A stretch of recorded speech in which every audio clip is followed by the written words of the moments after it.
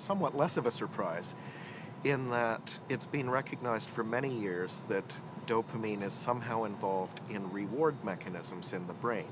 So when we have things that we enjoy or that we look forward to, drug addicts, for instance, get their reward related to dopamine release.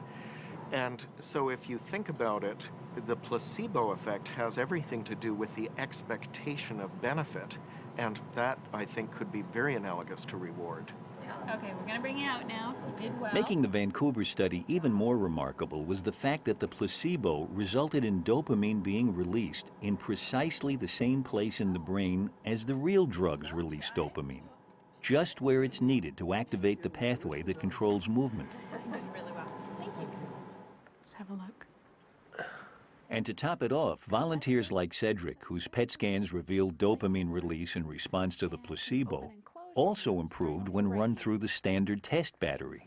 Big, powerful movements. Again, just as you'd expect if he'd received active medication.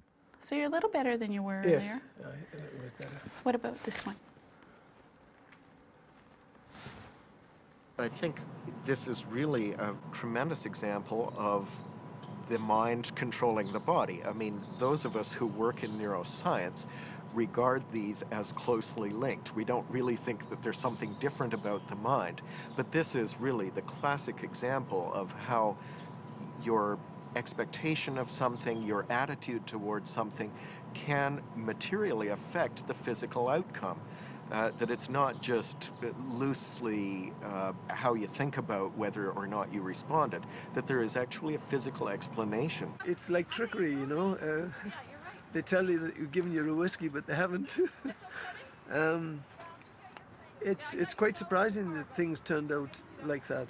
You know, for to take something that activates your dopamine cells, and it isn't supposed to do anything like that at all, is truly amazing.